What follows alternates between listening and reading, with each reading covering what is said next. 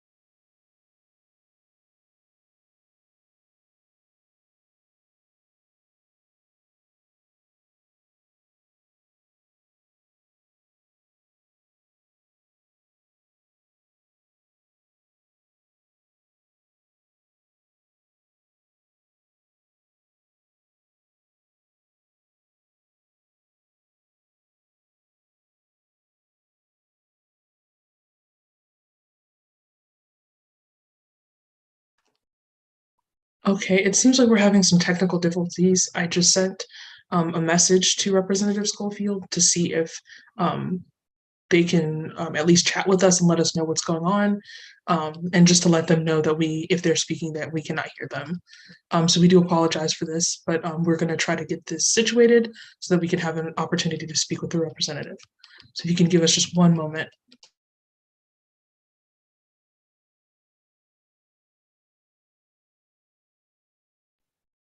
And for those of you who have just joined, we're working on meeting with Representative Schofield, who is a part of the Georgia House District 60, with priorities being housing, access to quality care, and maternal health.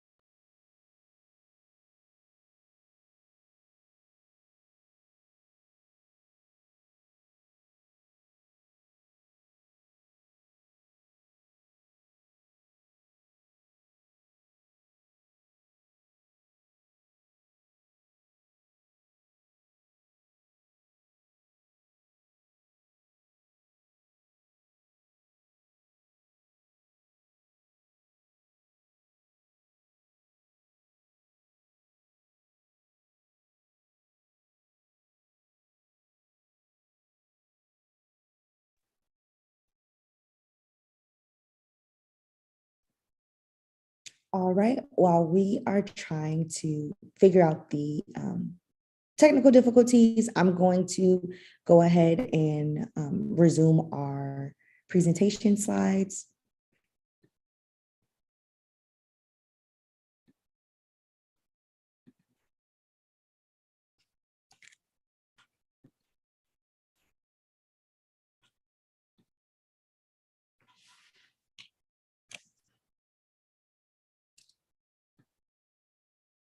These are just some of the questions that we're going to ask Representative Schofield when we get to our Q&A portion. I also wanted to bring light to the Black Reproductive Justice Policy Agenda, which you can find at blackrj.org. And basically, more than 30 reproductive justice organizations and activists came together to create the Black Reproductive Justice Policy Agenda. In our own voice, and as long with SisterLove as co-conveners, drafted this document, and this agenda offers proactive policy solutions to address issues at the intersections of race, gender, class, sexual orientation, and gender identity within the situational impacts of economics, politics, and culture that make up the lived experiences of Black women, femmes, girls, and gender expansive individuals in the United States. This policy agenda seeks to address issues like poor sexual health outcomes, a living wage, and police accountability, while also being steadfast in our opposition to anti-choice policy. We are ensuring that we amplify what we are for rather than only focusing on what we're against.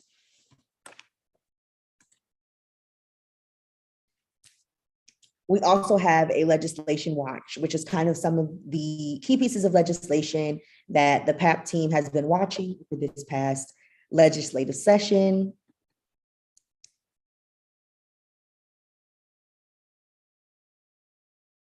And we are watching basically for these legislation for laws surrounding abortion access and anti-LGBTQ legislation.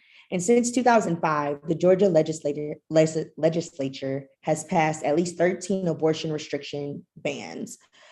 These bans have made it harder and harder for patients to access abortion care and other reproductive health services, and for providers to provide these essential services. I wanted to jump in. I believe that Representative Schofield just appeared in the room, so. All right, perfect. Hello, Representative Schofield. Hello. I was enjoying your presentation. I apologize for lateness, but we had committee hearings, and so I have to, be where I need to be. Y'all rather want me to vote to stop bad bills than, So thank you, everyone, for joining. Finish your conversation, and then I'll jump in. How about that? Your presentation. Yeah, no. So we were just highlighting some of the issues and legislation that we've been watching and kind of informing people what to watch. But we definitely want to hear kind of about the things that have been on your agenda, what policy issues you've been doing, and what that looks like. Okay, well, thank you. And I am State Representative Kim Schofield. I represent District 60, which includes Fulton, Clayton, and the city of Atlanta. So that's parts of East Point, College Park, Forest Park, Southeast Atlanta, Hapeville. And soon in January, I'll be representing Union City. So I'm proud to be elected and to serve the Georgians in my district and across Georgia. I serve on Health and Human Services, so everything healthcare, which is why this is always going to be an issue when we talk about reproductive health and women's health in general. I serve on small business development, which also means that I look out for small businesses. Interstate cooperation and audits and information are two committees that are just low-key committees. And so when we talk about health and healthcare, let me also put a plug in that I I work for Emory University. I serve as a lupus researcher. I'm a person that has been living with lupus for 22 years. So again, when I had a high risk pregnancy, not being diagnosed. And so everything when it comes to maternal health, when it comes to health and welfare of our families, protecting precious rights, that's where I stake my claim. I was proud to introduce and to we'll get a Mamava lactation pod in the Capitol, because when I came, women were having to be reduced to breastfeeding and expressing their milk in bathrooms or in offices. And so we can't continue to treat women any kind of way that is oppressive, it is unsafe, unsanitary, and devalues us. So having said that, we know where Georgia is when it comes to maternal mortality. We know that a lot of the health issues as it relates to access to health care and affordable health care are number one priorities. We know that in this state, there's a lack of education when it comes to women's health, not on the part of not on the part of the advocacy groups, because you guys do amazing things, but on the work of the state to provide the funding and the resources to make sure that our communities are properly educated about their health and the needs of women's health, reproductive rights. It is important that we stay engaged with the process because your voice is the strongest voice. Your voice out in these streets, and I started as an advocate, but your voice in this street has more power than you know. It brings more attention, more exposure, and the partnership and the collaboration with your legislators means that we take your issues, represent it on a larger scale to get our colleagues to support and buy in. That's how we start to move bills.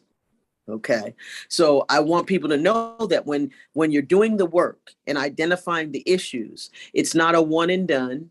It's not we're going to, my voice doesn't matter. My voice doesn't matter. You have more power, and to yield power and control over to someone else that does not appreciate your power is really, it really defeats the plan. The ultimate goal in this state is not to help women. It's not to help progress women's rights. It's not to give us equal footing. It's not to give us the power of choice. It is one voice that is in direct opposition to the needs and the humanity and the value of women. So when we talk about some of the issues I work on any bills, any type of bills that are going to uplift women, empower us by giving us tools, building collaborations and partnerships to advance the cause, taking it in an education base so that we all understand the ultimate goal is for us to be healthy women from the crown of our head to the sole of our feet and every place in between. We are going to be healthy, strong, fighting, advocating, valued women in the state of Georgia. We can't do it through broken systems. You can't do it through broken systems. So maternal mortality, I have a bill up on capping insulin because we know, again, that's something that's needed in our community, whether you have gestational diabetes, whether you have any type of that would help when we talk about women's health, healthcare, and reproductive rights. I'm working on that, making sure that we're collecting the data appropriately to the number of people that are impacted, and not so much as just collecting. What do we do with the data? And then how do we hold the people that are accountable with this data? I've developed a model called OATH, OATH, oversight, accountability, transparency, and honesty. Oversight, accountability, transparency, and honesty. So when we talk about reproductive health and all the work SisterLove does and all of it, then we've got to have those elements, and there has to be some measurement behind how do we measure that? What does that look like? Again, I'm going to always go back to, I know we're talking about We talk about the voting and voting rights and everything, but I'm going to give you a basic little tidbit. When people don't vote, what you do is you tie my hands. So all of the things that you want that are common sense, they are moral, they are human rights, they are spaces in which we know it's the right thing to do. When we don't have the majority numbers to vote those same principles and core values, you tie my hand. So when people say my voice doesn't matter, you don't get anything done in policy, and well, I'm doing the part that you elected me to do. Come and start a fight for equality and equity. I'm coming to stop bad bills. I'm coming to do, but here's what I need you to do. I need you to bring your friends and get them voting, because untie my hands. If you untie my hands, the changes that you think will be made or want to be made, what this state will look like when you untie our hands. It means we wouldn't be 49th. We wouldn't be 50th. We would not have to keep fighting for anti-abortion, abortion and the rights of choice. We would not have to constantly be fighting for livable wages. We would not have to be making sure that we have affordable pre-K, and we wouldn't be fighting for these things. We wouldn't be fighting against doulas and midwives. We would not be fighting against that if you untie our hands. So the plan is to always keep women of color, in a space where it's more harmful than it is helpful.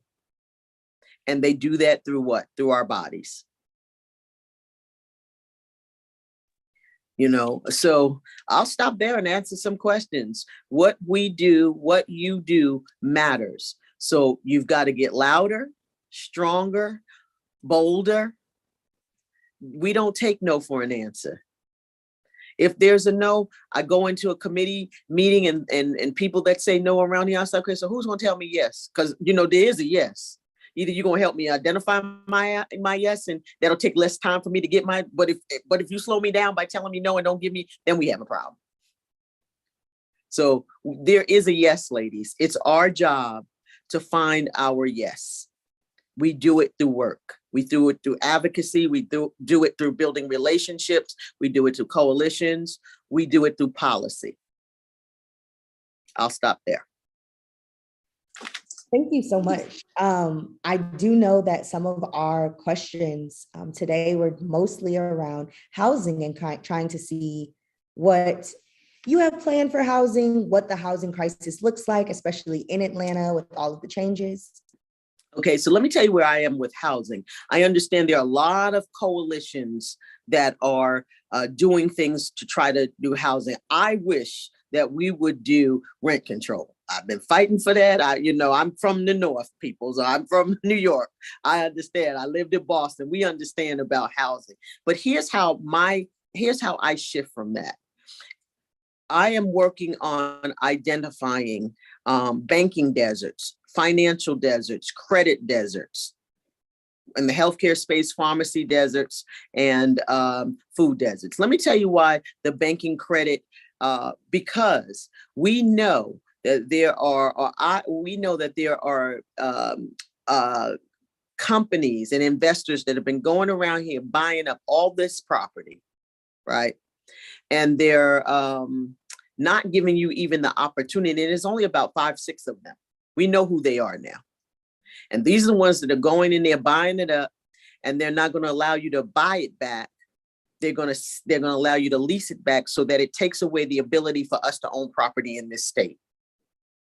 We know that there are investors that are trying to take your property through HOAs and water bills and some other means that stop the housing and drive the housing stock up and everything else. I can tell you, yes, we want to see the cute word is, oh, we're going to build affordable housing. What's affordable housing if you don't have a livable wage?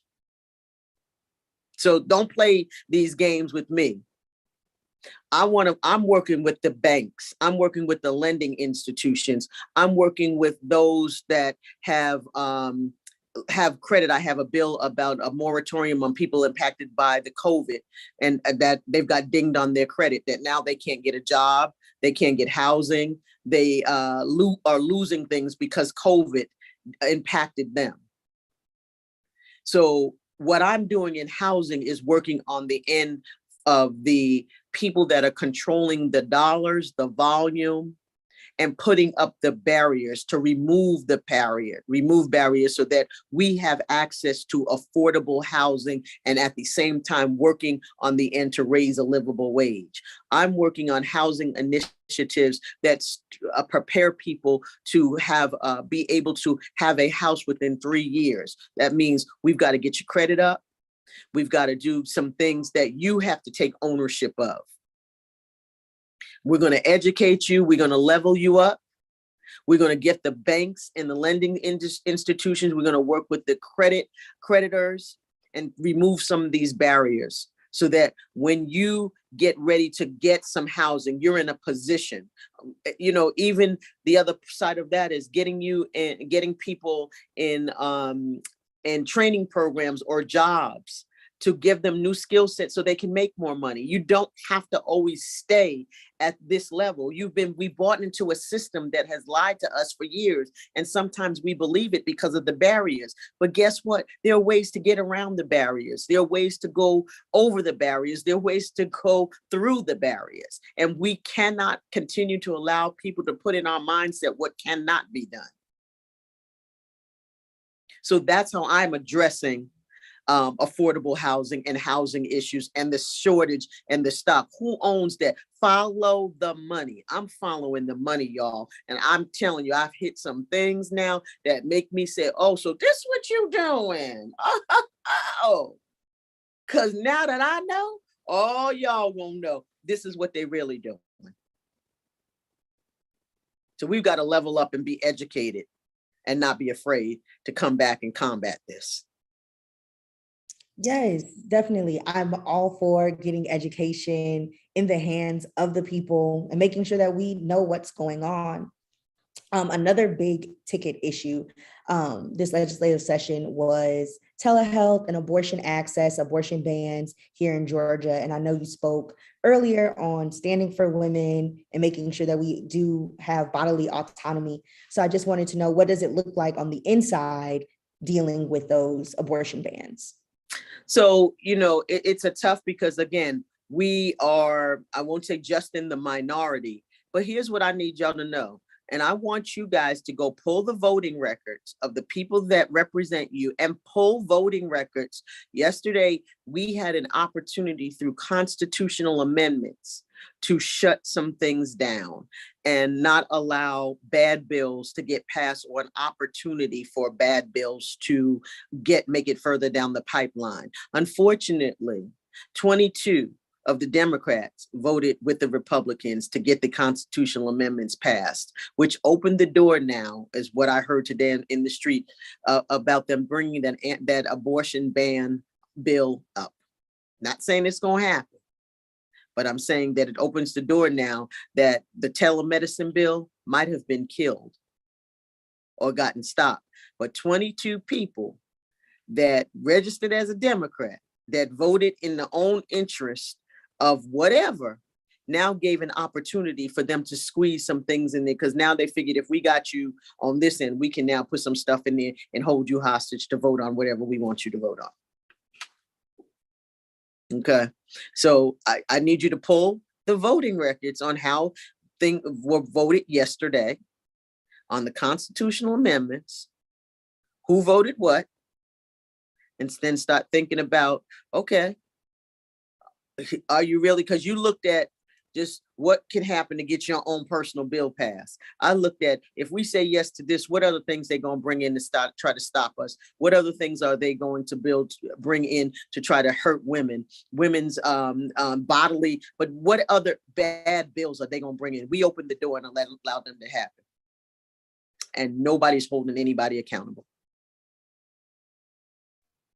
I'm loving the way that that oath is playing a role in this, because oversight, accountability, transparency, and honesty are very key especially when it does seem like a lot of stuff happens behind closed doors, even though there's ways we can join these sessions, there's ways we can listen in, it still feels like there's kind of a lot of politics that some may not be paying attention to. I do have a question in the comments. And is what attention is being paid to address the needs of substance using women who need transitional housing and resources to maintain their recovery? So, again, this is a budgetary issue. When we talk about the resources, when you've closed down these transitional resources and you've pulled the plug on them, it is going back to look from the city's perspective and working with the city, working with the county and the state. The state does need to put more money in there. The biggest thing we've worked on now is mental health, to address the mental health in our communities. Now, ladies, again, I know you guys, this is nonpartisan comment, but when mental health hit our communities, we got arrested and we went to jail. Now, mental health is in other communities, and you want to talk about giving all this monies for interventions, and we're glad. I mean, it's about time. But don't expect me to get rah-rah cheery and teary-eyed when my folks in jail and still sitting there and they can't get the resources they need when they come out for transitional housing. We need more transitional housing. We need to take some of these hotels and other things. There's been so much money that has passed through this state and through these cities and counties for transitional housing, and yet we're not any better off than who was minding that? Where was the accountability on that? I need some answers. But again, until I can get us to elect more colleagues that think along this side, my hands tied. I can put up the bills. Our bills will never get a hearing on this kind of stuff, because this is not what matters to people that don't look like us. So what we do is I have to work with crumbs. So you ask what's going on with transitional housing and identifying the resources. Unfortunately, what we don't do well is we don't collaborate enough so that when there's a little bit of resources, everybody gets a little bit of something. Instead of, pulling those things together and saying, okay, we can put one big one-stop shop in here where people come in and get this. But if we have 5 transitional resources that do a little bit then guess what? It just gets diluted. So holding people accountable. You say, what are we doing to address that on a state level? We've had task force. We've had task force. We've had study committees. We understand the problem. It is who's going to fund it and who does it impact. So you know why your voice matters? It's because when you get us to the polls, I keep trying to tell you, we need 91. When you don't vote all the way down the ticket and you just stop at governor, president, and you stop and don't vote all the way down the ticket, and my hands getting tied again. They tie our feet. Y'all tying our hands. So there is no magic fix on this. It is finding out the money that's coming down from the Fed the state does not get to control where that money goes. The governor does. He does not have to answer to legislators. So your transitional housing resources could be spread out in all rural Georgia communities and not in the places that if we're getting $5 million for transitional housing resources, guess where everybody else is getting? Triple. Who's watching that? Who has the power to say, no, that's not acceptable? You do when you vote. This is why I try to, it's not that it's that we have so much power that we don't use. And these how the things impact us. I am upset when I see the needs of basic human rights needs, housing, food, healthcare, transportation, education. Those basic needs are being left behind. But yet we have the power and the voice. African-American women are the strongest voices in this state. Why are we still begging folks to help us?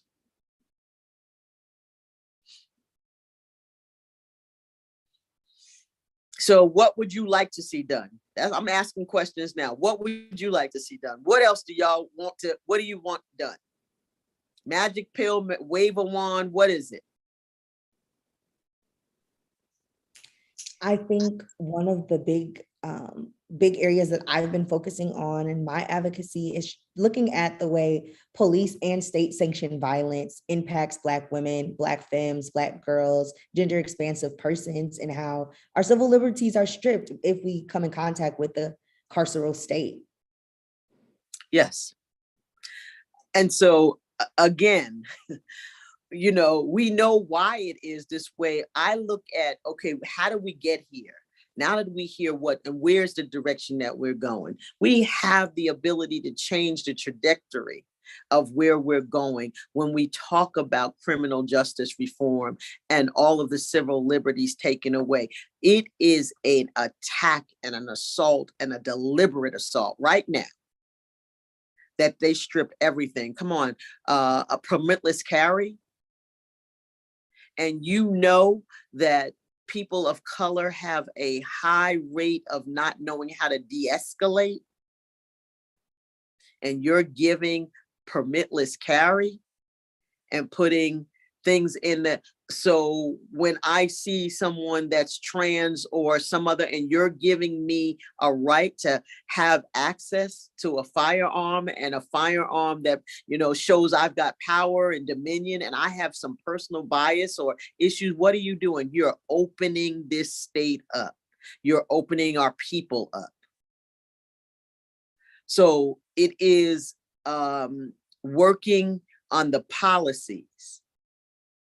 But more than the policies, y'all, we got to have take it to the street action. One of the things, you know, we like to say we're great advocates. And I was talking to somebody in another state who does not have as strong of a body as us. But when they took, and it was, it had to do with, I believe, a criminal justice bill. Those people took sleeping bags and went to the Capitol and said, we ain't leaving until y'all fix this.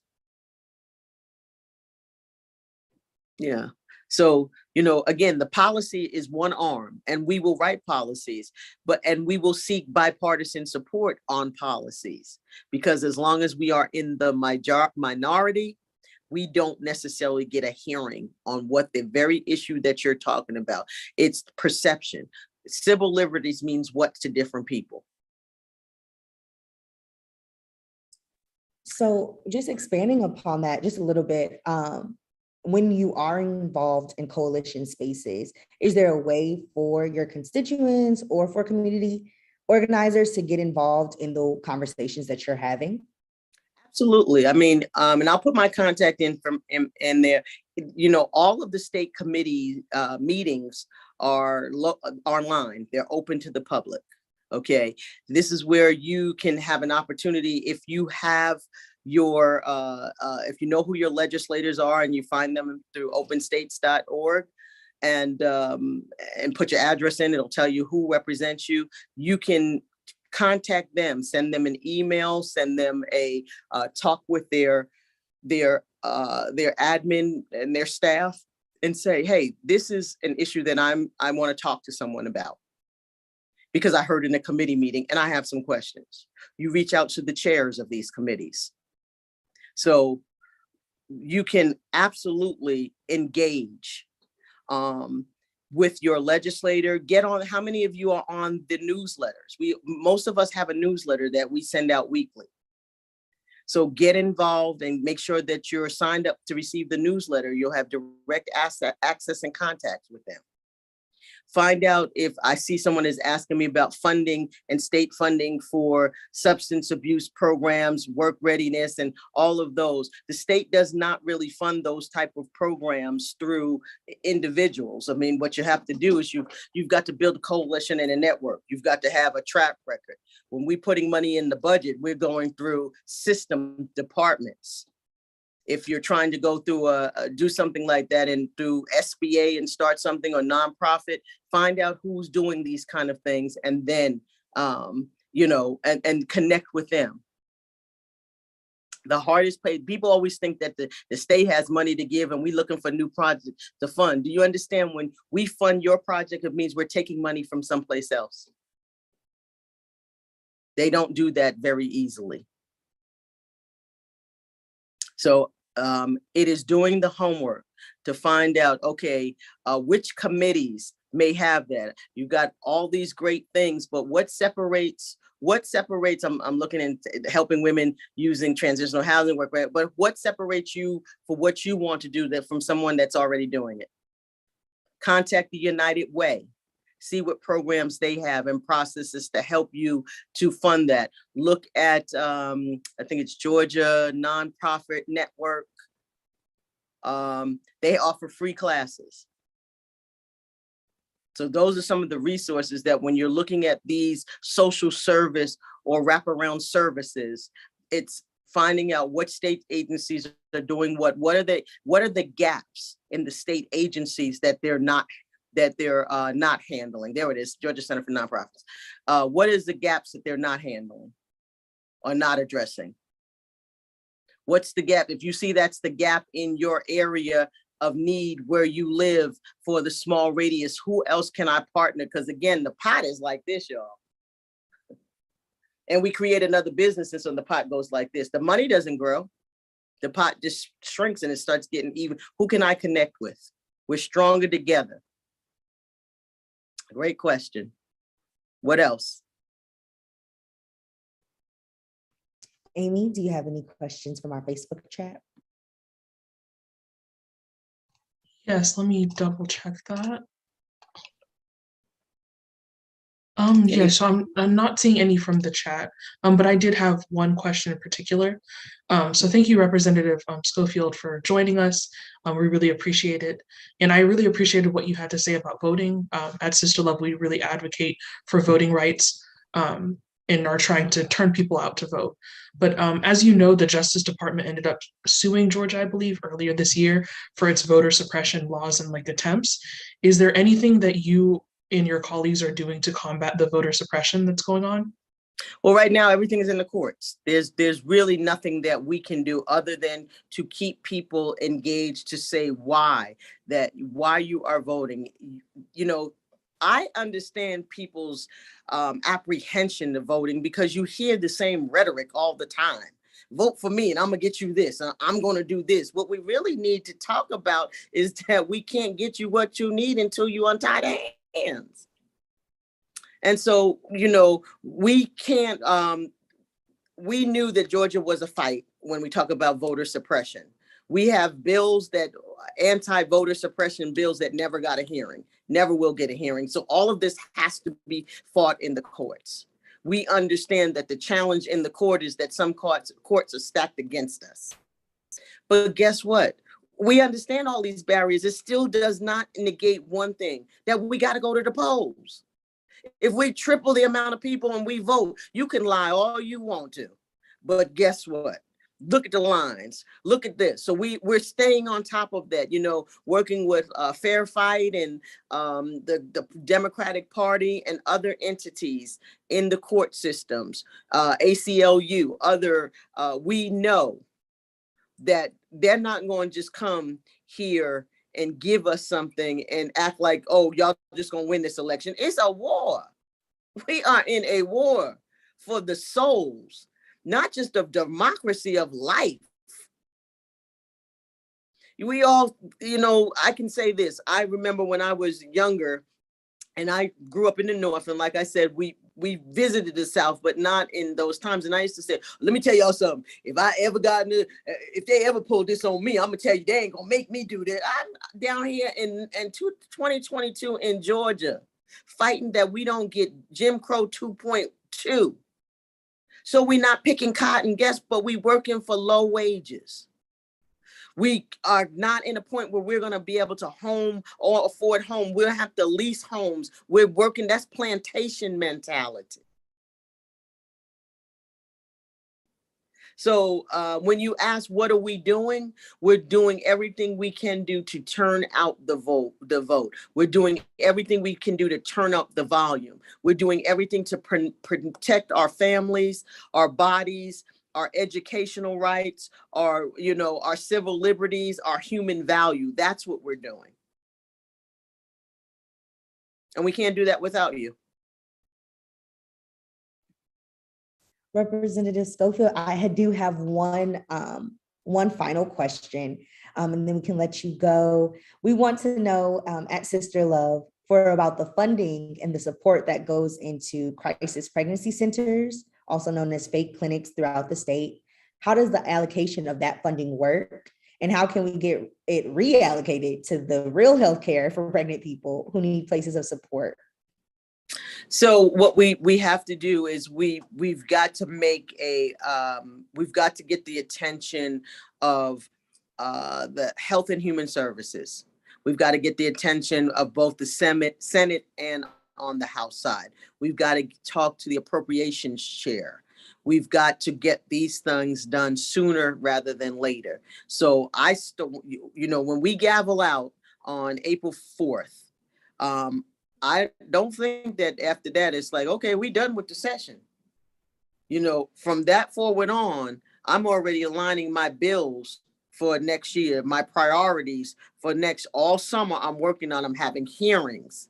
I'm having, making sure that all of the paperwork, the requests get to the committee chairs that need to happen. If not, then by November, when we start to pre-file our bills, I have all my packages together. What needs a fiscal note, what advocacy groups need to be here, what funding requests need to happen. All of these things have to be packaged together. So when we start to talk about the budget, that y'all already know what I'm coming to you for.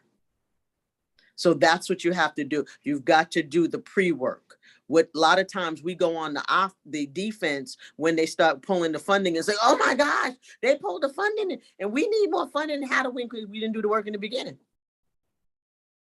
What I tell y'all, there's so many ways. If they block the front door, go to the back. If they gonna tell me no on then I'm gonna dig a tunnel under. I'm gonna get through. For every no, somebody gonna tell me yes. My job is to find my yes. So y'all should be putting together now. How much money do you need? Who do I need to talk to? What legislators do I need to build allies with? What other make your case strong. Yeah, you say keep it real and direct, because guys, I started out as an advocate and these folks wouldn't answer my calls. They wouldn't, and I swore that I would never be the type of person that I saw modeled up here. We get $14,000 a year. We got 17, but when COVID came, they reduced us down to 14,000. So it's not about income for me, it's about outcome. Okay. And if you're not going to do the work, then don't show up and get elected, because this is not a nice place.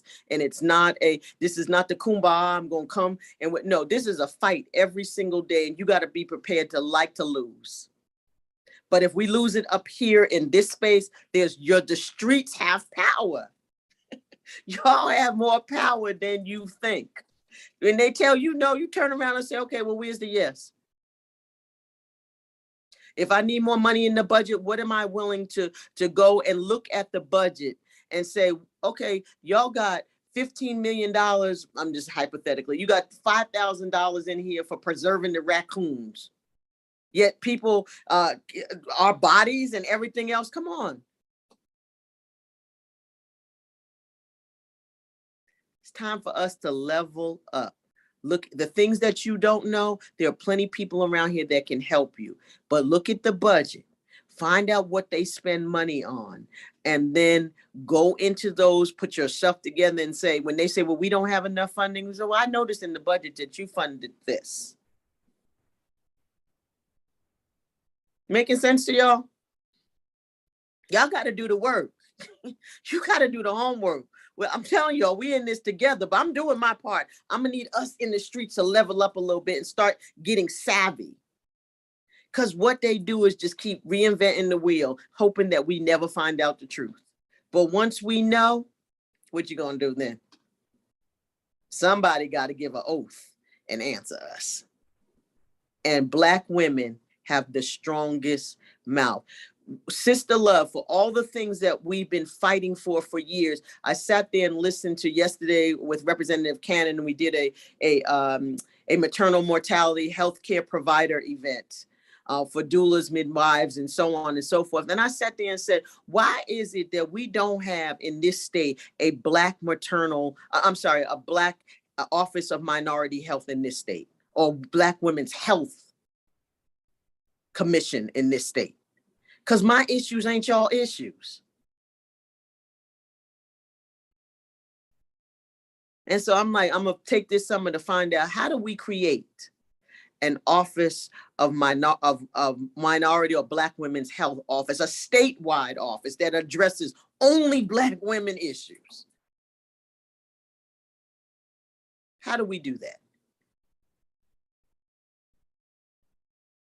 So you asked earlier, and then I will be quiet. When you talked about the social determinants of health, you know, talking about transportation, you talk about food deserts, you talk about all these things that impact our quality of life. I challenge you to start looking at, read this book by Daniel Dawes, called Daniel D-A-W-S. He's at Morehouse School of Medicine, called The Political Determinants of Health. Find out how the system is working against you. We wait for everybody else to find and then cry foul. This not how the plan's gonna work this time going around.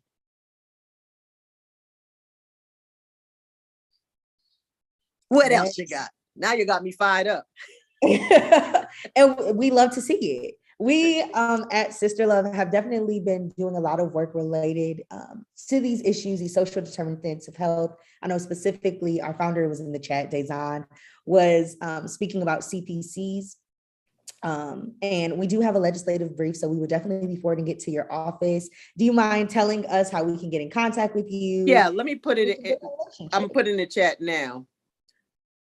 I'm gonna put it in the chat right now. Let me just somebody is getting ready to leave, but I wanted them to know I'm in my office. Okay, in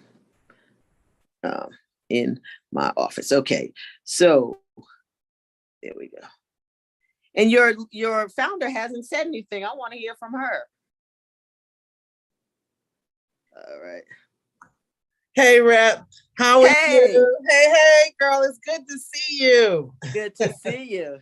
And I am apologizing first because this is like the most hectified day it could possibly be. So I've literally got 2 screens open. I got you. Doing 3 things at one time, but I am listening and I'm over here amening and and let me look. I'm actually not even away. I should take my little coffee cup down. I'm here. And you ain't the only one fired up, sis. So we are here. You know, there's a couple of things I would put on our table because we know how hard it is, or at least we can imagine very clearly how hard it is for our allies and our comrades and co-conspirators who are fighting hard for us under the dome. What I'm interested in, what I love about how fired up this conversation is because so many of us who are looking at what's happening at the federal level are still working to make sure that people understand and are able to articulate how these questions around what the Supreme Court's going to do and what's happening at the Capitol in DC. But all of these issues, or most of these big issues, are actually right here in our states. And that's a much harder fight, right? And so the question I guess I have, maybe for you or maybe for everybody who is here, is how are we making those connections to the activism, the advocacy, the mobilization that needs to happen on the ground? So, because a lot of people pay attention to the federal, and then like the week before it's time to vote, then they pay attention to what's happening locally. What's your recommendation for how we can best tie those priorities and those concerns we have that are happening at the national level to what's happening at the state level? So I think, and that's a great question. That was almost a question, kind of what I talked with someone last night. First of all, we have to put it in a language in a way that they understand, that's relatable. You know, when I talk about the guns and the violence and the what is that thing, permitless carries, you know, we're talking to youth, it's like, you know what, they value your life. They value your life on a 0. You know why? Because they know that we're hot-headed. They know we can't de-escalate. So you put the guns in the places where you know people are going to have the hardest time to maintain self-governance and control. And it's a design to take you out so that you will never reach any potential? Why do you think they don't put the food, access to good quality health food? You know, you got to talk to people at their level. We also have to engage with legislators that, you know, see, the challenge that I have is that people want to label us as legislators and say, oh, we don't advocate, we're not activists, or we're not advocates, you're a legislator, you're a policy maker. Baby, I'm a not an either or, I'm an and. You know, I am an advocate that writes policy. You got the best of both worlds. You've got to align with people and legislators that have that mindset, or can at least make the shift when it's time to shift. And they have to be from all walks of life. It has to be your Congress, your congressional people. You've got to have your state legislators. You've got to have your commissioners, your council members, the mayors. They have to know. It's educating people on who does what. Because I come from a mindset, they always gonna say, what's in it for me? Why should I go give you my vote? Why should I do that? I'm like, okay, I got somebody's commercial this morning, got me so angry when they start talking about we're trying to, it was like the same message that everybody, when campaign season, you use the same messages. We're fighting to protect the rights of seniors. Well, what rights do seniors have that you're gonna do? Give me some more concrete and context with this. Right. Don't just keep telling me we need to expand Medicaid. The system is broken. Expanding Medicaid is not going to stop the fact that SisterLove's work is not needed. We need to overhaul the whole system and get the right pieces for the right people. That's equity. We need an equitable health system. Yeah. Yeah. I'm pivoting because I'm really excited. And at the same time, we keep talking, especially because this reproductive justice fight is just, you know, if it's not centering Blackness, I don't know how they're going to expect to win anything pre or post Roe decision at the Supreme Court. But I'm going to tell you, this week has brought me so much joy, even in the midst of all my anger, right? Because of the Honorable Ketanji Brown Jackson. And I loved and I love Cory Booker. I just don't always love what he says and how he says it.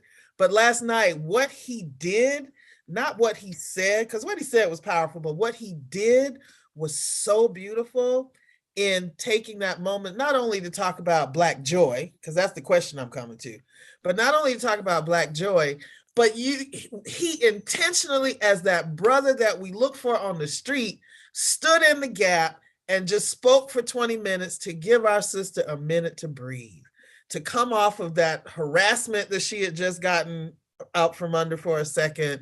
That beat down that they had tried to put on her had to be taxing and tiring. And he just gave her a moment of respite, right? I want to ask you from this year's session, because they change year to year. Some are knockdown drag outs. Some are just, fisticuffs. What was your moment of respite, or how do you get it, right? And during these short 40 days plus, and is there at all a moment where you found your joy in this year's legislative session? So great questions. Unfortunately, the areas I have not had the respite. Right. No, I don't think I've had it yet since I've been up here, and I'm very serious. I'm very serious. I was talking this morning with my daughter about this. I don't do work-life balance because, and I'll give that a minute. But I think how I'm going to get it, I don't know the answer to that, because there's so much work to be done. And after seeing how they handled us this year, even though they're afraid that they're losing control, it meant they did more mean-spirited and dangerous things. So finding that fruit in these golden nuggets, in the fact that the data of, for years, how they've been taking our properties, and for years how they've been putting the credit against us. We knew that they were using credit against us. That's not what I'm talking about, y'all. I'm talking about the numbers and the areas and the heat maps of where they targeted communities. I'm talking about, one of the things I'm most proud of, if you ask me, that is being able to take down the commissioner, Mark Butler, in unemployment. that when he dereliction of duties, I didn't stop when our colleagues were just, doing a little bit here and there. I took that stuff all the way up and met with the commissioner of labor. He's a Bostonian man. We have a Department of Justice, a lot of cases filed on him. We wasn't gonna let up. So that was my biggest thing, to find that this joker, not only is he not going to run again, he couldn't run again to run across the street to try to miss a moving car. Hello. No, we shut that down. So I think that's some of the things. So what brings me joy is that the little legacies that I get, the nuggets that I can get out of it. What brings me joy is the fact that that it took 3 years for me to get signage in the Capitol to show you where the bathrooms are, where the lactation pods are, where the office meetings. You don't come in the Capitol and don't know where you're going. There's just signage there. Little things that bring me joy, that are going to help a whole lot of people after I leave this space. Little things that when I look at that this year, you stole 4 of my bills. Okay, you stole four of them. Mm-hmm. And you stole them. And I look at it this way. I ask questions like, why is it okay that when a person steals in the street, if I went to the dollar store and stole something, I'd be arrested. Right. If I go to a college and plagiarize somebody's stuff, I'd be put out. But yet in this space, it's okay for you to take stuff that's not yours. Explain that to me. Yeah. So you took 4 of mine, but guess what? They were so good bills that are going to help so many people. The Women's Cares Act that helps pregnant, incarcerated women be at home with their babies. There were the Rare Disease Council, the Prison Reform and Accountability Act that is now going to get people, help with families, help for those that are incarcerated. Just you took 4 good of my bills, so it must be mean I'm doing something right. Yes. Well, they wouldn't steal it if they didn't want it, right? And if it didn't have some value. But if you're going to steal it, then and you take your name off of it and act like I didn't do anything on it, that's where my problem. And if you're going to take something from me, at least ask me first. Yeah. Hey, and there were some that did it very well and said, hey, you know what? We really like that. Can we work together? And if you add some Republicans on that, and then we all sign on together, we can get behind that bill. Those are the way when you respect somebody, you do it the right way. That's all right. Those that have been disrespectful, again, I know I had to tell a chair the other day, let me be very clear with you. I don't clean your house. I don't cook your food. And so you won't treat us like that. You won't treat me like that or my colleagues. That's right. So, but the average person does not know this. They think, oh, Democrats don't do anything. They're not fighting. We don't know. It is up to the advocates to say who does what, and here's how you help to move the needle. Yeah. Everybody can do something, y'all. Everybody has to. It's a must. Grateful to you, sis. Thank you so very much. So when you figure out this, the last thing is I talked to my daughter. I said, there are 3 things. Joy, when you talk about joy, it is that peace. It is that balance that keeps you level and able, that the things that you're doing. I have joy in the life stage I am at this particular age because I am Kim. You get me as is. Hello. Okay. I love it. Ain't nothing else is as is. You pick up that nice shirt, you like that shirt, but it's a little flaw on a string hanging, you say as is shirt. That's what you get. And I'm comfortable there. I know that. Happiness is contingent upon something that you do to give you that sense of fulfillment, and it waxes and wanes. I can be happy that my hair looks good today, but tomorrow I can be unhappy when the rain comes and it ain't doing what it needs to do. So that's something is actually, but fun is an action that generates.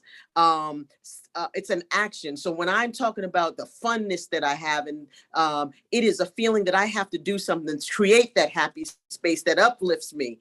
But the joy is something that you're grounded in. Yeah. Most of us don't live in the state of joy. Right. Most of us, we've got to find that happy place. My best friend, Loretta J. Ross, Professor Ross, who's a well-known author and a purveyor of the reproductive justice movement, a founder of it, she says something that just gives me the gigglies every time she says, and this especially when we're talking to young people, is that, in all of this struggle and what you're talking about, it reminds me of her quote where she says, fighting white supremacy has to be fun.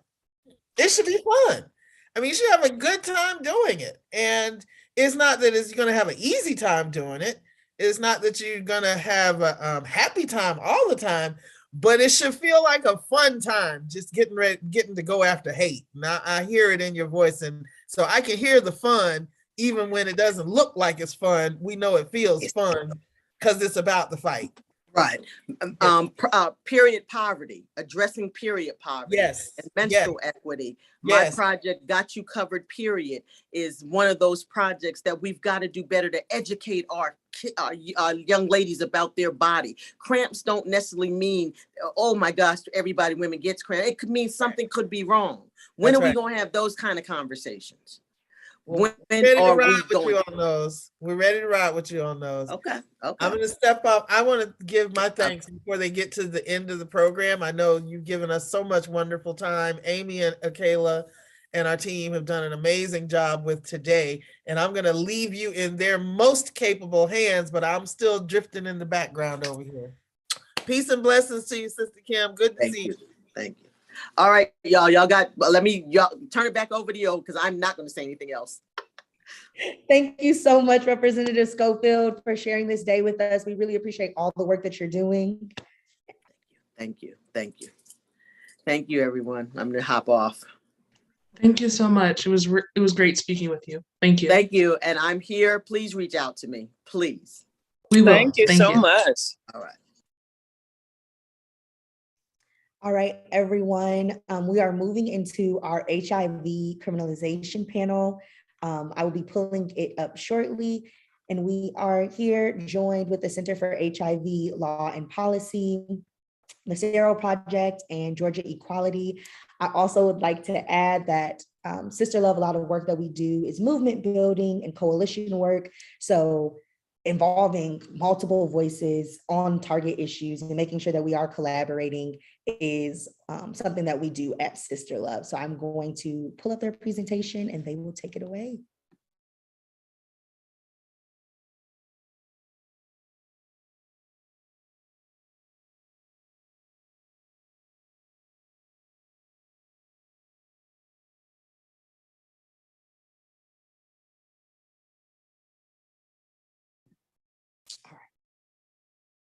All right, well, good afternoon. Thank you for giving us this time to speak and meet with you all. My name is Delia, and I am an attorney at the Center for HIV Law and Policy. CHLP is a national legal and policy center that focuses on HIV laws, primarily in the criminal and public health spheres. We have a number of different projects that we work on, including the Positive Justice Project, which is a national coalition to end HIV crim laws at the state and federal level. The Georgia Coalition is one of the states that we partner with.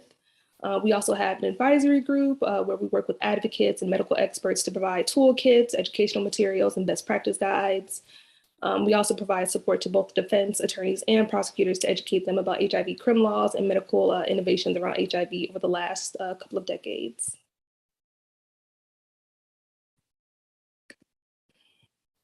So what is HIV criminalization? Today, I'd just like to take a little bit of time to give a national overview of HIV crim laws in various jurisdictions across the country. So HIV crim laws typically affect folks living with HIV in 3 different ways. The first way is that it makes conduct that is legal for everyone else illegal for folks living with HIV. An example of this would be criminalizing consensual sex. In some states, it's illegal for people living with HIV to have sex without a condom, even if that person has an undetectable viral load and cannot transmit the virus, or if both the parties agree to have sex without a condom. One of the second ways that HIV crim laws affects folks living with HIV is through sentencing enhancements. In many states, there are increased penalties for certain crimes simply because that person lives with HIV. Often you see this with the crime of prostitution or solicitation. In most jurisdictions, prostitution is a misdemeanor, but for folks living with HIV, if they engage in sex work, that is often elevated to a felony. So it pushes those who are already living in the margins further into the margins. And finally, one of the last ways that you see criminalization laws pop up is through by using a person's health status or HIV status as a component or an element of the crime. So you usually see this with laws or criminal laws related to biting or spitting a police officer or corrections officer. Even though HIV cannot be transmitted through saliva or biting, certain laws will use a person living with HIV's saliva as a deadly weapon. Next slide, please. So there are 30 states that have HIV specific laws. So criminal laws that impose misdemeanor or felony punishment and explicitly call out HIV by name in the statute. These laws are typically found or are housed in the criminal code, public health code, and sometimes the administrative code. These laws typically don't take any medical advancements into account. They criminalize conduct where HIV cannot be transmitted. In the case of spitting or biting, or it criminalizes conduct where the risk of transmission is low or negligible in the case of oral sex. There are 6 states where if a person is convicted of HIV specific law, they have to register as a sex offender. It doesn't matter if the sex was consensual. It doesn't matter if HIV was actually transmitted. It does not matter if there was even an intent to harm or transmit the virus. People living with HIV can permanently land on the sex offenders registry if they're convicted of HIV specific law. People are also criminalized through the general criminal laws by some statutes that include reckless endangerment, or even include statutes, or people have even been charged under attempted murder statutes as well, the criminal law. So this is just a map that you can actually find on our website. This is a map that breaks down what states criminalize HIV and how. It also details which states have made reforms and modernized their laws to come to accordance with current public health goals. Next slide. So once again, this is just another resource you can find on our website. It is a timeline of the states that have made reforms already. 3 of the most recent states that have made reforms are New Jersey, Illinois, and Virginia, and it details how those states made changes to their laws. Next slide. And this is just a continuation of that timeline. The first state to actually repeal their HIV criminal law was Texas in 1994. However, they still do use the general criminal code to prosecute those living with HIV. Next slide, please. So what are the problems with HIV prosecutions? Typically, they don't require transmission. So somebody, can be prosecuted even if HIV is not transmitted. These laws typically don't take into account significant risk of transmission. So once again, they often will criminalize something like oral sex, which has a negligible, virtually can never get transmitted through oral sex. It doesn't take into account whether somebody has engaged in conduct to reduce the risk of transmitting. So if somebody uses barriers, such as condoms, if somebody is on medication, the law does not take that into account. Most of these laws also do not take intent. So if somebody had no intention of transmitting HIV, they can still be prosecuted under these laws. Another issue that is very common with HIV prosecutions is that they only have the defense of disclosure. This is very problematic because people are not recording or screenshotting every single conversation that they have with a sexual partner or somebody that they're dating. And that will often be the only viable defense that a person living with HIV can have in a court if they are prosecuted. It also pits, one party against the other, kind of in a he said, she said kind of situation where, somebody going to jail is just solely reliant on conflicting testimony. In Georgia in 2008, actually, there was a woman who was convicted and sentenced to 8 years in prison, even though she had witnesses who testified that, her partner was aware that she was living with HIV.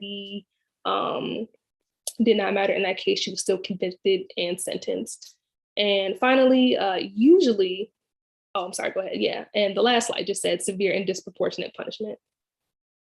But yes, HIV criminalization does not promote public health goals. There's no evidence that these laws or prosecutions deter quote unquote risky behaviors or actually promote disclosure and get people to talk about their status. There's no evidence that these laws have reduced the rate of HIV diagnoses. It actually disincentivizes people to learn about their HIV status because the only way somebody can be prosecuted is if they know of their status. It also alienates folks from the healthcare providers. People are scared, people do not want to seek treatment, people do not want to go to hospitals or get engaged in care. It also basically sends the message that only somebody living with HIV is responsible for everybody's sexual health, everybody's sexual behaviors, by putting that pressure on that person. And it disproportionately harms marginalized folks, so Black folks, people of color, LGBTQ folks, sex workers, women, and undocumented immigrants. And lastly, it promotes stigma. Like I said, there's been a lot of medical innovations within the last few decades, and one of the worst things that these laws do is that they promote stigma, and they don't help anybody. But thank you for your time.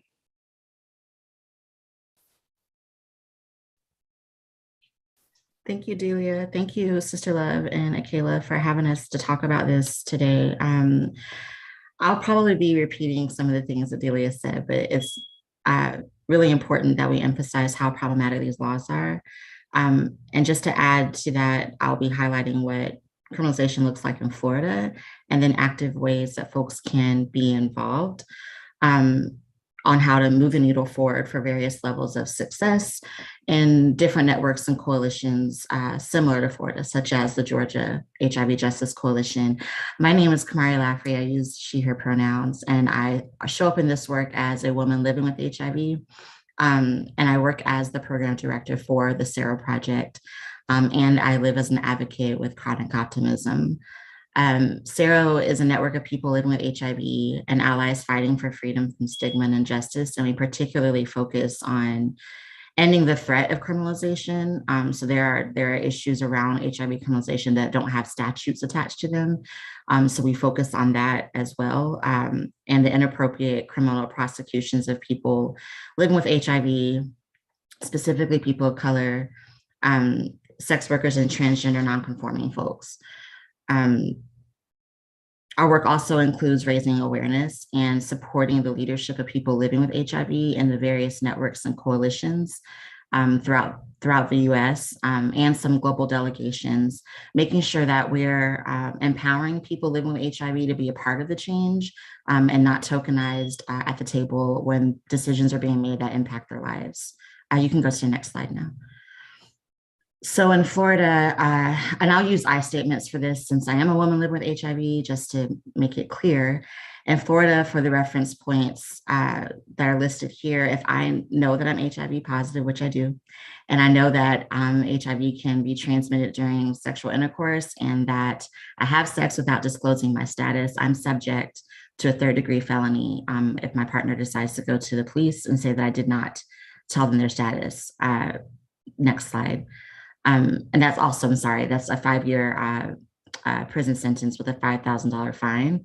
So no matter if I don't transmit the virus, if there is no intent to transmit, and I'm virally suppressed because of the way the laws are currently written, I can still be subject to those penalties.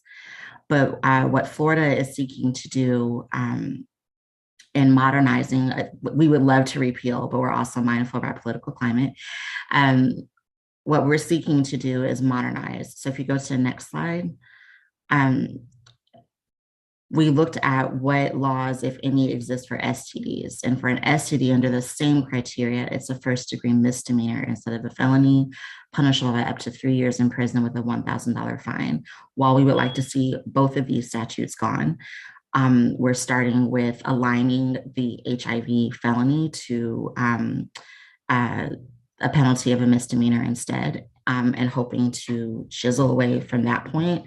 Our legislature, especially in the last 3 or so years, hasn't been very people-centric or thinking of human lives, which I think we've seen that across the board nationally.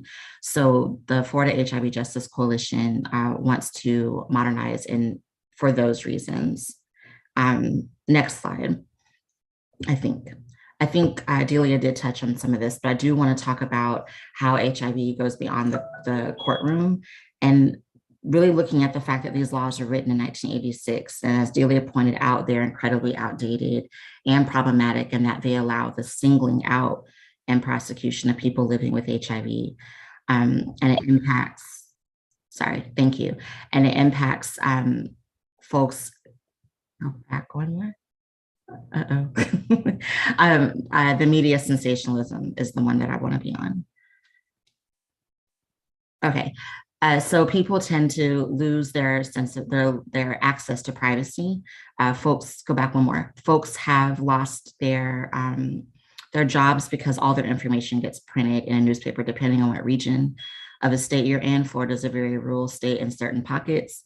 So what may happen in South Florida will look completely different in the Panhandle or South Georgia, as some of us call it. And we already mentioned the felony convictions and up to at least 30 years in prison. And this, of course, is happening even if HIV transmission does not occur. And I think Delia already talked about this, but it does create in some states, not Florida, sex offender registry status and barriers to finding employment and housing, safe employment and housing. And one thing that we've been looking at more recently is the threat of criminalization around losing one's children. So even if it's under the statutes that are written and folks are subject to the media sensationalism and get locked away or just even get printed in the paper, folks start paying attention to that. And because of stigma, daycares don't want to keep your children or schools start mistreating your children. Also, there is the threat of criminalization around breast and chest feeding for parents that are living with HIV and know that they are on their treatment and have reached viral suppression, and the risk of transmitting HIV onto their child is lowered as long as they're on their treatment. But because of certain guidelines not specifically stating that it is okay to breastfeed, because there's no studies that have been done in the US yet to really prove that, a lot of Child Protective Service case managers and agencies are threatening parents with the loss of their child, with taking their children away if they decide to breastfeed. And it's really frustrating and disheartening to know that when a person chooses a method of how to provide nutrients and feed their child, that is being utilized as a form to penalize and criminalize them. Additionally, prosecution also has loss of rights to vote, travel, and choose where one lives. And I want to be specific about this one as well. It's not about like living in a nice neighborhood and choosing a nice house, but it's about like deciding if if an employment opportunity presents itself in a state like Tennessee and someone has been convicted under Florida's sex offender registry, if someone has been convicted under Florida's HIV criminalization statutes, there are concerns and fears that if they relocate to a state that has a sex offender registry, that they're subject to that should the case become relevant again, or should they get accused of criminalization again. And then also just ultimately these laws are an act of violence in my words. You can go to the next slide. So just ways to get involved. There's a lot of ways. Like this list is not the only way, but in Florida, you can join our Florida HIV Justice Coalition listserv. You can contact myself with my email. And we're planning a statewide summit in fall of 2022 to kind of counter our legislative efforts. While we have consistently filed a bill, whether for messaging or actual scheduling to committees every year since 2015, we have not been as successful as we'd like. And the coalition is growing tired of doing the same thing, expecting different results. So we're trying to engage and take hold of the momentum that's being built nationally with having a statewide educational summit. You can also nationally join the SARA listserv to learn more about what's happening in other states. And you can send an email to info@saraproject.com. SARA Project is also a part of the Health Not Prisons Collective, which is an organization of 5 people living with HIV, led networks that are intersectional, and I think it was launched in 2020. And we seek to incorporate education and training for grass tops and grassroots advocacy. We do analysis of various criminalization issues that are happening beyond HIV.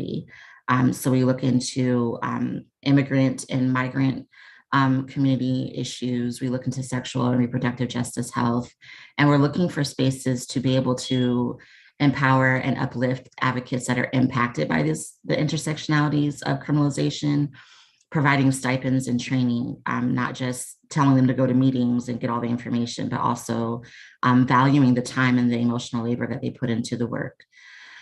And then I'll wrap up with a couple of other things. We are asking for folks to engage with their Congress folks and asking for co-sponsorship on the Repeal Act, which is repeal existing policies that encourage and allow legal HIV discrimination. Representative Barbara Lee has filed a version of this act since 2011. So we're looking for co-sponsorship in the House of Representatives. There's also the largest national constituent-based opportunity for advocates to speak with legislators called AIDS Watch. It's happening virtually, April 4th through 6th of this year. You can still register. I will try to drop the link in the chat when I'm done talking. And then of course, I don't think I put it on this slide, but HIV is not a crime. Training Academy will be held in Emory, Virginia at Emory and Henry College, which is one of the states that was able to modernize their laws during a pandemic. So I do want to applaud advocates that were able to not let COVID stop them from talking to legislators and putting forward meaningful change, and then also being committed to going back and reducing penalties or other issues that they weren't able to touch on during their legislation process. I think those are all my slides. Oh, my bad, just kidding. Other ways to get involved in movement building. I think these are things that have taken place. So Sarah Project put together a HIV criminalization national survey that was specifically for people living with HIV to assess their mindsets around criminalization. You'd be surprised at the folks that don't know these laws exist. Two, when they hear about them, they're expressed to them as a form of justice that protect them. So explaining to them how outdated these laws are is part of our educational process. And I think I already mentioned the National Training Academy. And then lastly, our Sarah Project Justice Institute, we're going into our second cohort. We just had our graduation in Atlanta last week, which was amazing. We had 11 folks graduate, people living with HIV that are either new to HIV advocacy, HIV policy, or have some experience, but just want to strengthen their skills. We seek to support and resource those advocates directly. So if they're a part of a coalition, they get a stipend, but the stipend does not go to the coalition. It's just literally for that person to be able to show up, buy a computer, pay their phone bill, whatever they need so that they can show up and be a part of the change that's happening in their state. Sarah, along with the Health Not Prisons Collective and our funders, are committed to making that accessible for them. I think that is it. Yeah. So good afternoon, everyone. So happy to be here with SisterLove and with my colleagues, Kamaria and Dalia today. And, I'm going to talk a little bit more about just HIV criminalization here in Georgia, and some of the things that I think that advocates need to know about what's happening here on the ground. And so, like I said, I'm Eric Paulk. I serve as the Deputy Director at Georgia Equality. Georgia Equality is a statewide policy and advocacy organization focused on LGBTQ issues and issues impacting communities of people living with HIV and vulnerable to HIV acquisition. Like I said, I'm going to talk about Georgia HIV criminal laws. However, I think it's important for us also just take a look at what the HIV epidemic looks like here in Georgia. Georgia is consistently among states with the highest rates of new HIV diagnosis. As my colleagues mentioned, HIV isn't just a health issue. It's a racial justice issue. It's a criminal justice issue. And it's a reproductive justice issue as well. And so there are about 58,000 people in Georgia who are living with HIV as of 2019. There are about 2,500 folks who were newly diagnosed in 2019. And so that's a rate of about 28.4 per every 100,000 folks in the population who are above the age of 13. And although African Americans make up only 32% of the state's population, around 71% of the 2,500 folks who were newly diagnosed in 2019 were Black. And so that's according to latest statistics from the Georgia Department of Public Health. Of the 750 folks who passed away from HIV related illnesses in 2019, 69% were Black, compared to 20% who were white and 4.5% who identified as Latinx. And the CDC report, also from 2019, said that diagnosis in Georgia among Black men are about almost six times higher than that of white men, and then 11.4 times higher for Black women compared to white women. And so, and Dazan said this, I call it the very tail end of it. If we are having conversations about HIV criminalization, and we're not talking about Black people, then the conversation really is a non-starter. And so the importance of race is integral to any conversation that we have around reforming HIV criminal laws, ending the HIV epidemic, all of those things. And so, you know, as an advocate, I always start the conversation with race because folks sometimes feel timid to talk about it as an important factor in, you know, who and why, you know, certain folks are criminalized. And so we can actually go on to the next slide.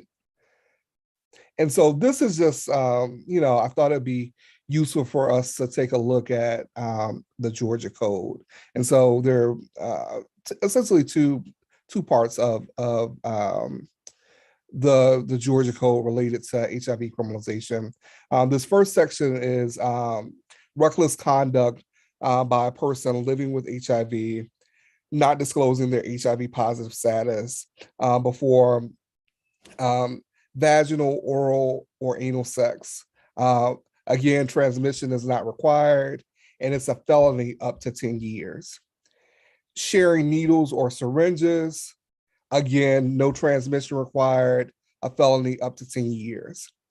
Solicitation or being a client, no transmission required, felony up to 10 years. Solicitation for sodomy, no transmission required, felony up to 10 years. And then donating blood product, other body fluids, or any body organ or part. Again, no transmission is required and a felony up to 10 years in prison.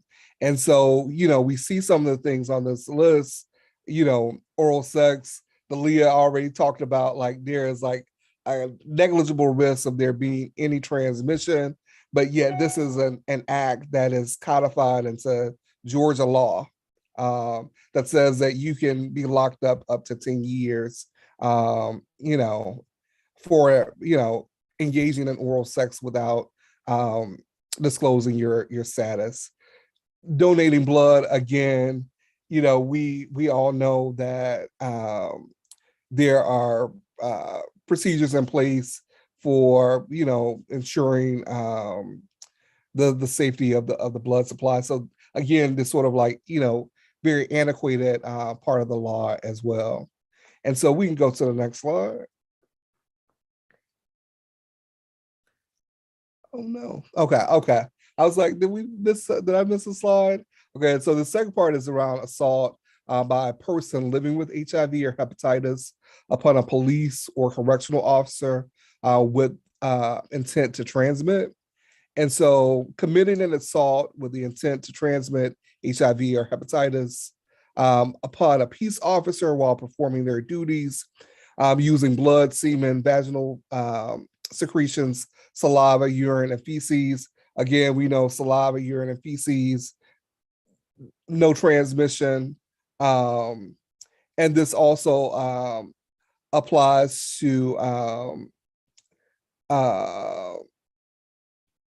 so it applies to police officers, but it also applies to correctional officers. And so, a person may say, I have HIV and throw urine on an officer. And so that's going to be, a felony 5 to 10 years. And this that could potentially be a sentence enhancement. And again, no transmission is required. I call this the sort of Blue Lives Matters part of the statute because it is, it feels a lot like the Blue Lives Matter sort of conversation that's been had in other criminal justice reform spaces. And so that's the Georgia law as it stands right now. So we can go to the next slide. And so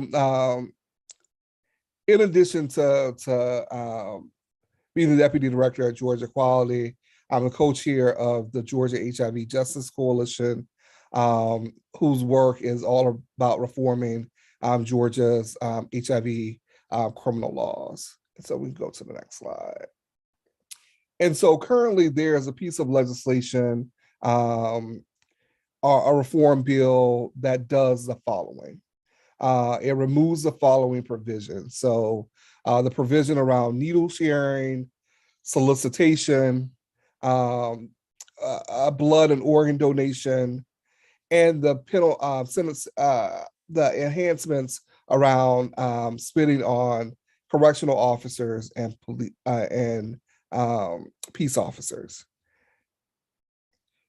It adds the following. So it adds a mens rea. So Dalia talked about like the element of intent. The element of intent is missing from Georgia's laws and is often missing from in other state laws. So there's no intent that's written into the law. We also, as a coalition, wanted to make sure that there was language about sexual acts must include significant risk based on scientifically supported levels of risk of transmission.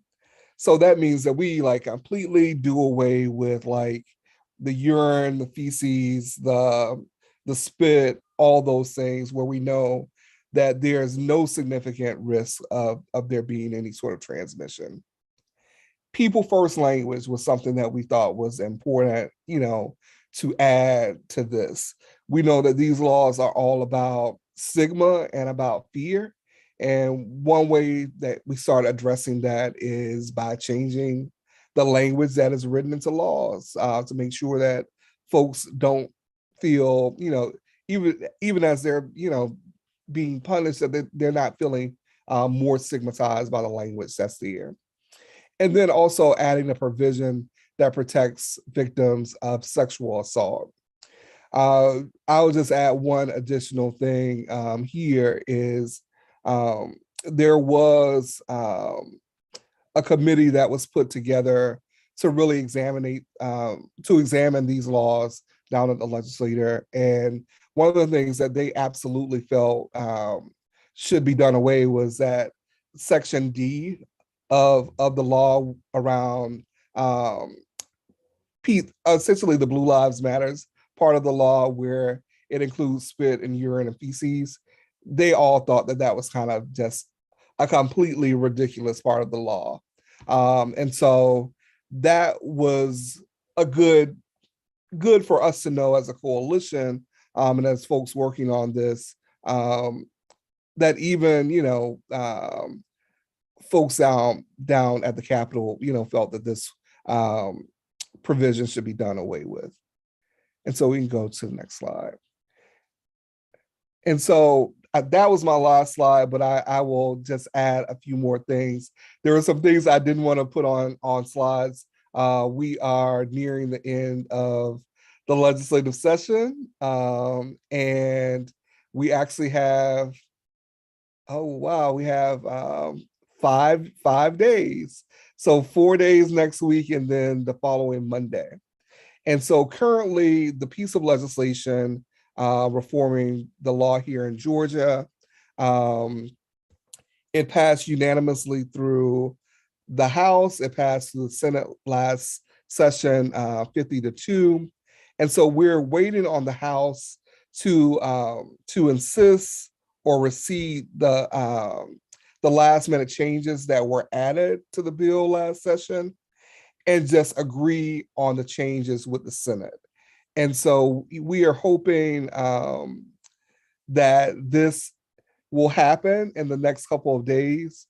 We're definitely keeping an eye on it every day, and working with the lobbyists that we work with through Georgia Equality's lobbyists, who's helping to support our efforts as a coalition.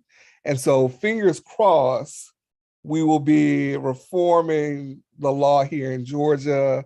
Leah, you can change the map a little bit, and maybe we'll look a little different on the map. And so if we feel like we're getting down to the last minute and that we need some additional support around, folks reaching out, we will definitely reach out to folks about what that looks like and what that plan of action looks like. But currently we are just sort of waiting patiently, and sort of being told that it's going to happen, but to be patient. But if that changes at all, we'll definitely rally with folks to put in some additional advocacy for a piece of legislation that's had such broad bipartisan support, unanimous in the House, 50-2 in the Senate. There's no reason for this not to move and become, the law here in Georgia. And so that's currently where it stands. We know as a coalition, and I think Kamaria alluded to some of this with Florida, it is not perfect. And we know that we will probably have to take a second bite at the apple to really get this to where we'd like for it to be. But we do feel that this piece of legislation will absolutely keep folks from being locked away. And so I'll stop there. Leah, you want to talk about this last slide? Sorry, I did not know this was the last slide. But if anybody is looking for more information or resources just about HIV law, the criminal law, please feel free to visit our website. We have all of our resources are completely free. We also have a source book that details the different laws in different states and a variety of resources and data points. But, thank you so much. I very much appreciate, working with SisterLove. And, I really want to amplify what Eric said earlier. If we are not discussing Black folks in this conversation, then it is absolutely a non-starter. So. And I dropped my email into the chat for folks who like to reach out or who have any questions about anything. And SisterLove has always been a terrific partner in the coalition work. And so I know we're gonna have y'all back at some of the meetings. And so I'm really excited about that, but just really grateful for the partnership that SisterLove has always provided. So thank you so much for having us. Thank you guys for being a part of our Advocacy Day. We see all of the work that you all are doing, and we hope to amplify in any way that we can, sharing this on our streaming platforms right now. So everybody's going to be tuned in with the work that you guys are doing. Thank you guys so much for joining us. And I'm going to switch to our legislative watch portion of the agenda before we close out.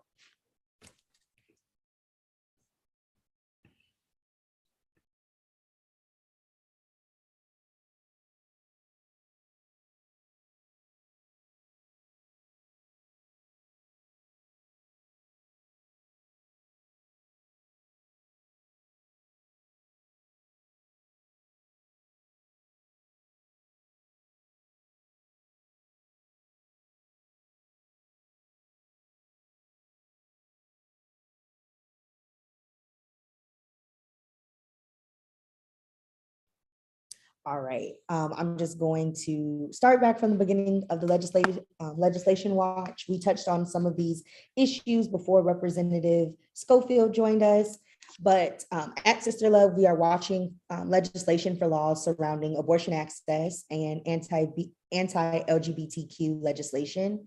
Since 2005, the Georgia legislature has passed at least 13 abortion restrictions, and these restrictions have made it harder and harder for patients to access abortion care and other reproductive health services, and for providers to provide these essential services. We were talking about the maternal health bill. Senate Bill 338, if passed, would extend the duration of postpartum Medicaid to cover healthcare services for those who have given birth for a full 12 months after delivery. This policy change was the #1 recommendation of the Georgia legislature's own study committee conducted in 2019 on reducing the maternal mortality epidemic in our state. Medicaid covers almost half of the births in US. And federal law requires that pregnancy-related Medicaid coverage lasts at least 60 days postpartum. After that period, some may qualify for Medicaid through another pathway, but many will not qualify, particularly in non-expansion states like Georgia.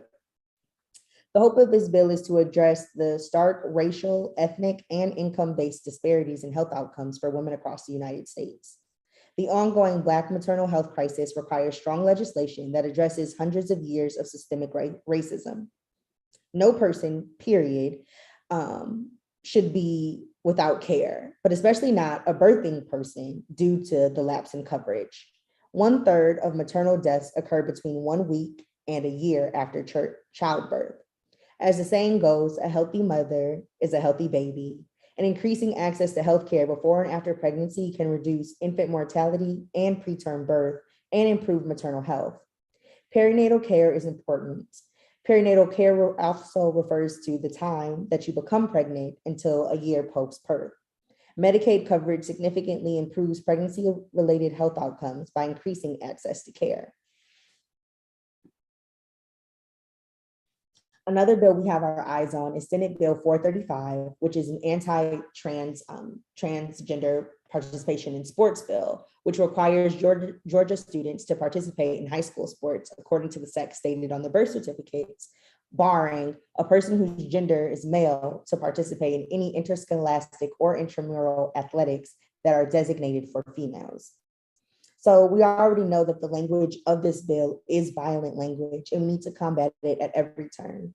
These discriminatory bills continue to run throughout the South and specifically target our most vulnerable population, LGBTQ youth, specifically transgender youth. Students that participate in school sports are allowed to learn leadership and self-discipline. Engaging in sports and relationships with other classmates are key to children cultivating and establishing a healthy gender identity. Legislators in a record 34 states have introduced 147 anti-transgender bills in 2021, focusing on discriminatory anti-equality measures to drive a wedge between their constituents and score short-term political points. In 2021, legislators in 12 states enacted anti-LGBTQ bills despite failing to even prove or provide examples of what exactly they were legislating against. Transgender youth should be allowed opportunities to participate in sports in a way that is safe and comfortable for them. And we've been talking a lot about SB 456, which is the abortion ban we have here in Georgia, moving forward through the legislature regarding telehealth, and yet another bill that would further restrict access to abortion care. This bill is full of misinformation and what we call junk science that surrounds abortion with pills, also known as a medical abortion or medication abortion. SB 456 would put limitations on how and when medication abortion can be used and legislate what steps providers must take before and after the procedure. Requirements go against best clinical practices and FDA determinations. Specifically, this law targets the mailing of abortion pills directly to patients and would effectively ban abortion through telehealth. This law is cruel and abusive and violent. It would eliminate an important access lifeline as we prepare for a future where abortion may be illegal in many states, and as we continue to live through a global pandemic that makes accessing in-person healthcare even harder.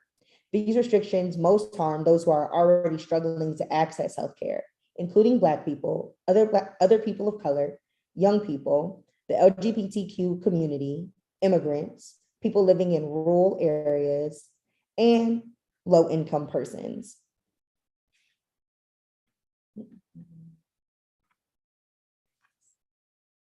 There's also SB 613, which is Georgia's copycat bill of the Don't Say Gay legislation that was passed in Florida.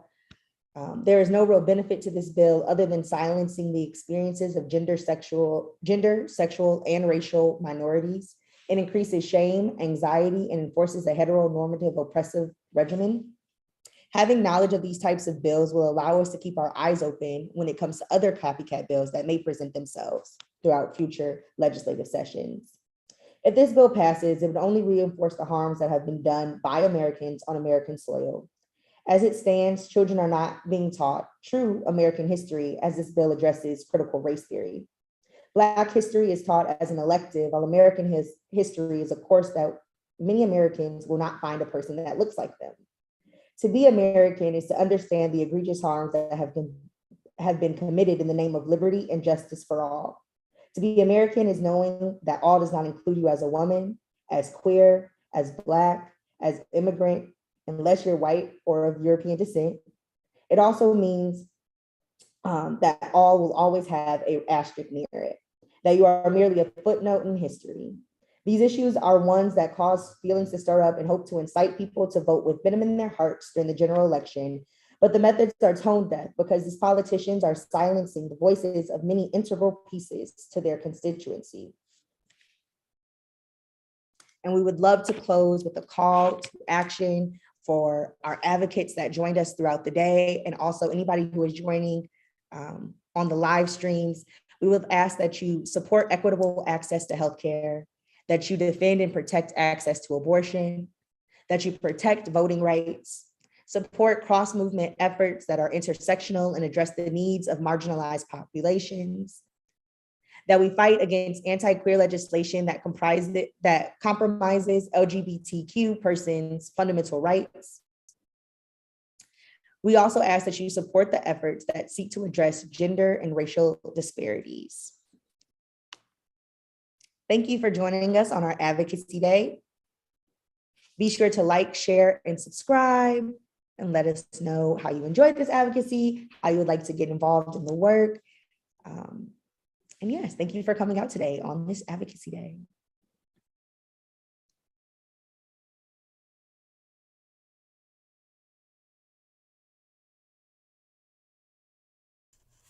Thank you so much for joining us, Melissa. We really appreciate your participation. Oh, it was fabulous. Thank you. I learned a lot today. We love to hear it. Hi, Dazan. Hi, Missy. Be blessed, everyone.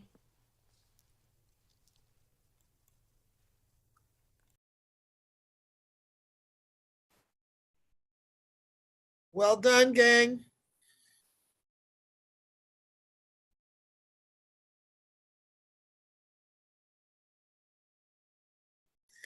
Wait, you forgot to tell people to listen to the show tonight, Amy. Yeah, no, I completely forgot about that, but we will It's all send, good. Y'all can send a note out to everybody. yes, we'll send I follow-up emails. uploaded it a little while ago. It sounds good.